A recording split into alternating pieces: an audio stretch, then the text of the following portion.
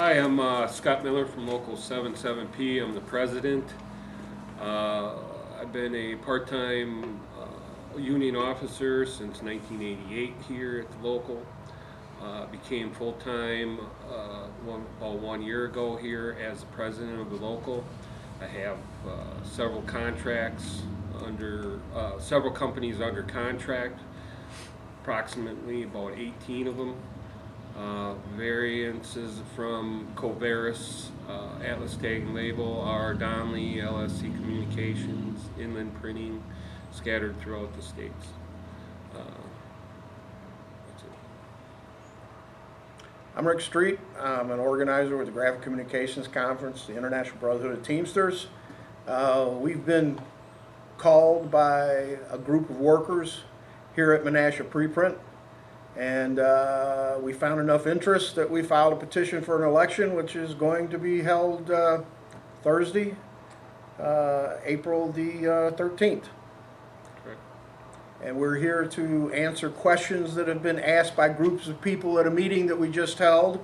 And since everybody couldn't attend, we're here to share that information with you. So we'll start off with the first question. My question is, Mr. Byron had informed us at a preprint meeting that the GCC IBT Local 77P has little to no money in the strike fund. How do you respond to that? Well, I'll tell you, he was referring to some information that he downloaded on a website called Union Facts.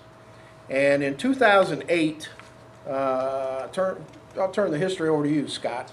Oh, in 2008, we formed district council, three of the local unions in the Midwest region here, Minnesota, Local 1M, Milwaukee's Local 577M, and our Local 77P formed a district council.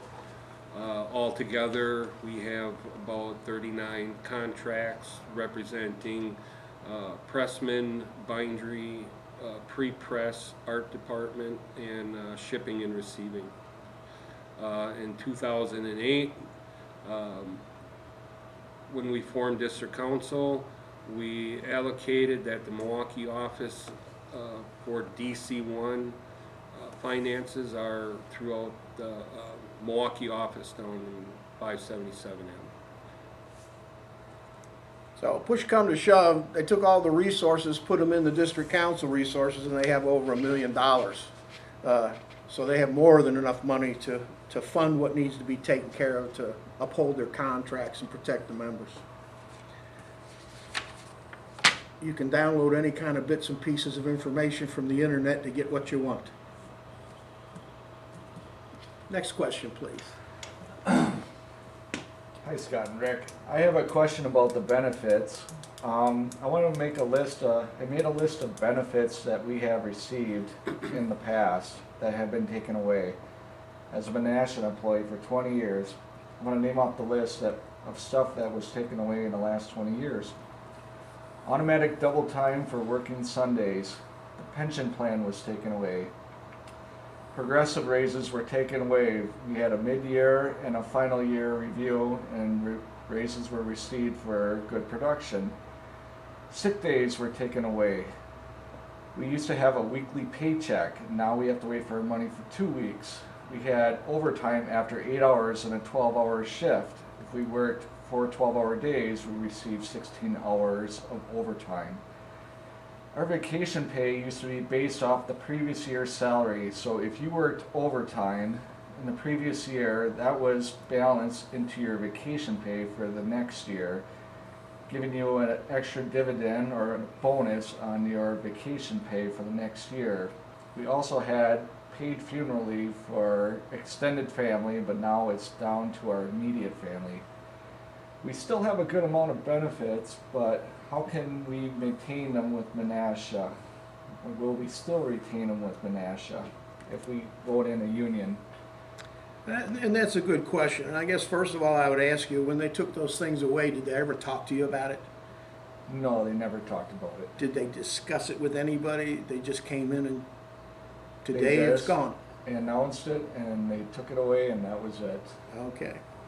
I received a handout that you guys have received with your existing benefits at Menasha, and they've been comparing them to what could happen if we got to the negotiating table, what would be up for grabs, quote. First of all, I'd like to thank whoever prepared this document showing that you guys today have success sharing, bonus program, annual merit increases, shift differential, tuition reimbursement, medical insurance, HRA contributions, medical premium discount opportunities, dental insurance, vision insurance, and 401k retirement savings with up to a 4% match, and safety shoes and eyeglass allowance, and employee referral bonus, and safety jackpot, and employee service and holiday recognition, amongst other things. And in effect today, since they put this out that this is your current existing benefits, you now have them until you decide to vote no and not accept the union as your bargaining representative. For you see, if you all vote to have your union in, this is where we start negotiating from, is those benefits. Your existing pay, your existing benefits, your existing working conditions is where we start from. It is against the law to take anything away from you because you voted your union in. It is against the law to threaten to take anything away from you if you vote your union in. So if you'd like to keep this stuff, the best way to do that is to vote yes in the election on Thursday. The company always says when I get these organizing campaigns that you can go to the negotiating table and you can lose things.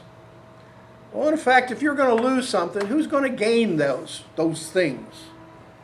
If they're going to cut your pay, who would get the savings? The company.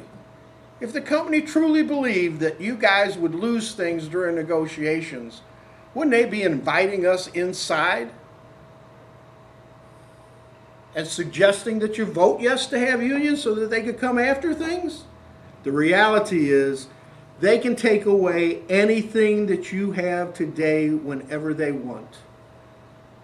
You guys are employees at will, which means they can get rid of you, they can fire you, they can terminate you, lay you off, whatever you want to call it, without any kind of cause whatsoever. And oh yes, in exchange you have the right to quit. That sounds fair. Next question, please. I have a question about the union dues. We're being told that the dues could be anywhere between 2.5 to 4 times your weekly salary, or monthly salary, excuse me, and that we would be paying anywhere between $450 to $1,000 per year. Well, first of all, let me say this. Until you, the workers, vote in a contract that has been helped to be negotiated by representatives that you have elected, there will be no union dues. And only after the time that you have voted to accept a contract, which in my mind I wouldn't vote yes for unless there was something in it enough to cover those union dues, only after that time would you be paying 2.5 hours pay per month. That's the maximum. So whatever your hourly wage is, 2.5 times a month, that's your union dues. Besides that, this is a right to work state, which means we cannot mandatorily make you be a union member and pay dues. It's purely on a voluntary basis. So looking at it like that, you get to ride the Cadillac for free. Union dues go to maintain the integrity of the contract. Union dues go to protect workers that have been disciplined unjustly through the grievance and arbitration procedure. Union dues go for training, for health and safety training. Union dues pay salaries of the employees of the union. You have the right to be represented by trained professionals. Another question that always comes up is strikes. First of all, the strike fund of the Teamsters, who is what all of our members are under, in the July meeting in Las Vegas, Nevada, the strike benefit was increased to 15 times the hourly rate of a worker per week. The other additional benefit that was added was there was not a week waiting period any longer before you received those benefits. But here's the important thing. 98.6% of all contracts are settled without a strike, number one. Number two, it takes 2/3 of the workers themselves to vote to go out on strike. That means it would take something mighty horrific for 2/3 of the people in your shop to agree to go out on strike. So it's not in today's best interest of workers to go out on strike. We have a lot of tools in our toolbox that are much better and much efficient and better for the workers to motivate the company to do the right thing. To close, this is not about the union against the company. First of all, you all are the union. It's not Scott, it's not me, it's you, the workers in the shop. This is about you having a voice over your wages, your benefits, and your working conditions. That pretty much covers everything in the workplace.